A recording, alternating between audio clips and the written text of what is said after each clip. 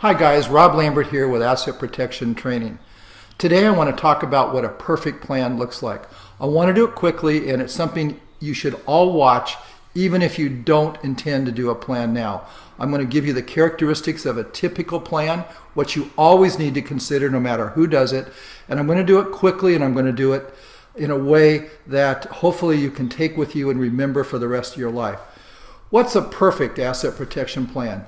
Well, a perfect asset protection plan has 4 characteristics. I use this little tool, I use the word stop, because I think of stopping creditors.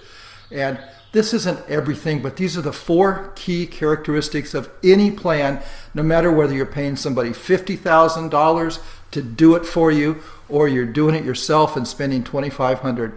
Almost every single good plan will have these characteristics.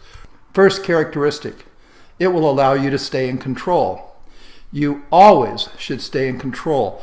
Sometimes you will have to share control if you're really in trouble, meaning have a protector or an offshore lawyer on accounts with you.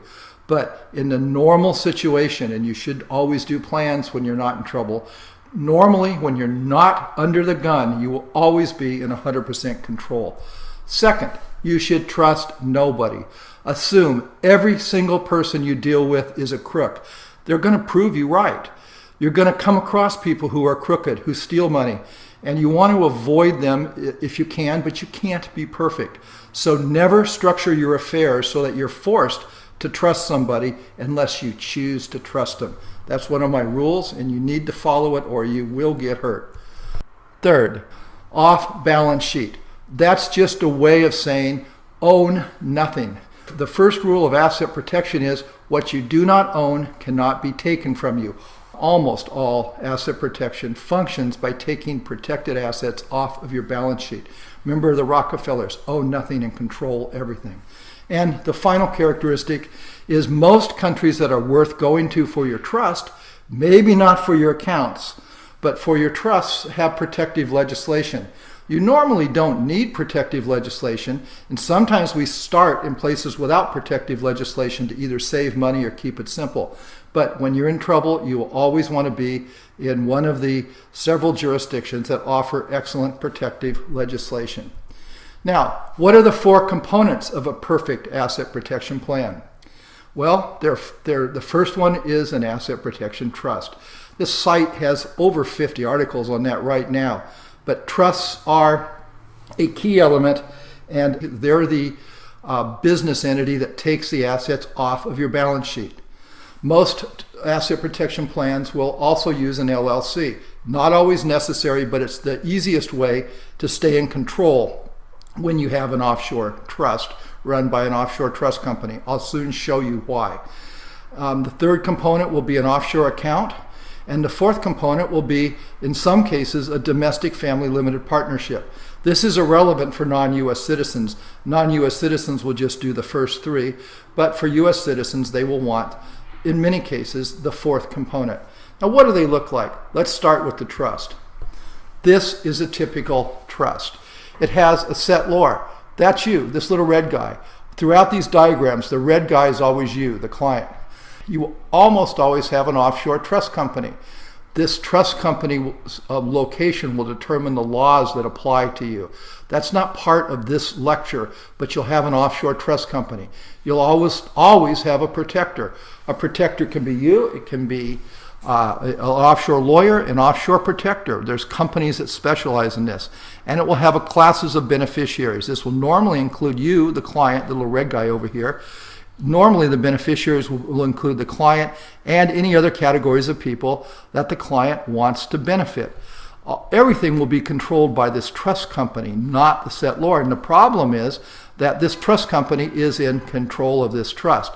Sometimes I do kinetic trusts where I keep my client also as a co-trustee with the offshore trustee here, but that is beyond the scope of what any of you should consider for a perfect trust. That's unique. That's a unique situation that requires much more specialization than you need for a rock-solid trust. That's probably overkill for 95% of you out there. This is the first component. This gets you started. This is enough for many people. You can actually use this asset protection trust to hold things like gold, If you had a whole bunch of dinar, you wouldn't need anything else because you take physical possession of the dinar. It's a good way to get assets off your balance sheet.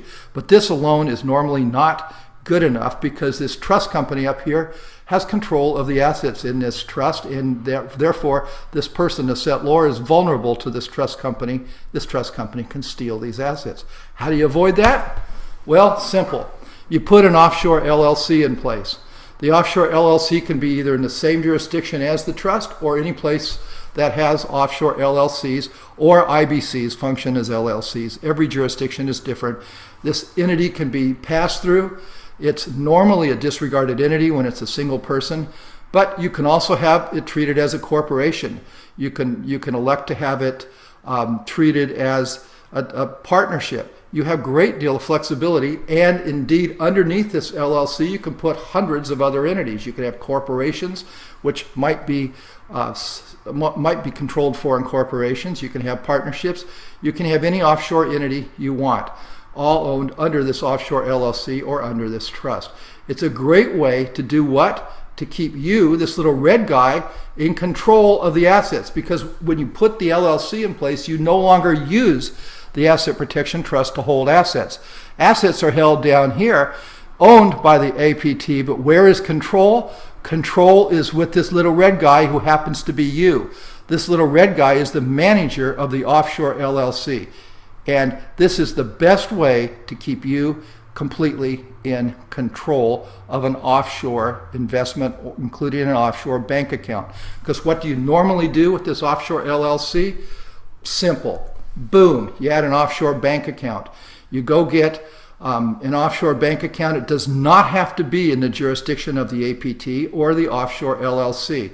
And as many of you know, and those of you who've been listening to me have had it drummed into your head, many banks, and soon to be most banks, are stopping accepting accounts from U.S. citizens. Hong Kong Shanghai Bank in Singapore last week said they're just simply not going to take them.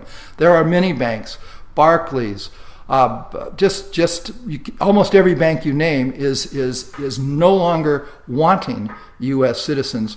And it's in large part because of the legislation that becomes effective in 2013, forcing these banks to be transparent to the IRS and basically account to the IRS for your deposits. And if the bank is not transparent, there's a 30% tax. That may be challenged, that may be thrown out, but by putting this LLC in place, we really overcome a lot of those objections. You'll find that the same banks that won't take you when you're trying to go there as a single human being, or if you're a trustee of your own trust going there, they won't take you. But when you have an offshore asset protection trust owning an LLC, the banks somehow seem to be able to be comfortable that that's enough removal that they will accept the accounts. At least right now, it's working well. Now, that's all most people need. The only thing they could ever need more is, boom, a domestic family limited partnership. Notice this partnership, this little green thing here, is in the United States. This little yellow line is the line between safe, which is offshore, and dangerous, which is onshore. The U.S. is less protected than anything offshore. Why? Because no country in the world recognizes U.S. judgments, and anything over here is virtually impossible for a U.S. creditor to get to without spending a huge amount of money, and even then it's doubtful that they can be successful. This is a typical situation, and note with the assets held in the domestic family limited partnership, we still keep you, the settlor, over here in control of this. So you're just functioning as the general partner. The general partner has 100% control over this partnership. And look, the Asset Protection Trust has 99 to 100% ownership with zero control. So what does this partnership really do? It separates ownership, which is with this trust, from control, which is with you, the general partner. This structure really holds up. It is tax neutral. It won't increase your taxes and it won't decrease your taxes. You can make numerous tax elections to change your tax treatment. Basically, you have all the flexibility and freedom as a normal human being investing offshore. You can do insurance type investing. You can even form an insurance company and eliminate the tax on your interest in dividends and capital gains, all legally, all with full disclosure to the government. All of that can be done in this simple little structure. And this simple little structure will work for 95 to 98% of the human beings who need asset protection. And I don't care whether you're spending $50,000 or $2,500, these are the keys that you need to look for. Now, you can see the 4 parts of a perfect asset protection plan. Remember this, and just remember, it doesn't have to be complicated. It doesn't have to be a life-changing event. This is a process and a choice for you to sleep well at night and no longer be vulnerable to people who want to take you apart.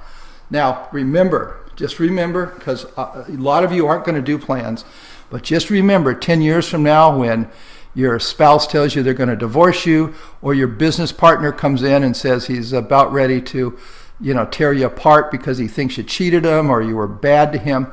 Remember these 4 stop characteristics. Stay in control. Trust no one.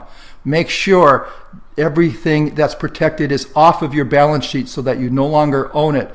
And make sure, if you're really getting in trouble, that you're availing yourself of the numerous countries that have protective legislation.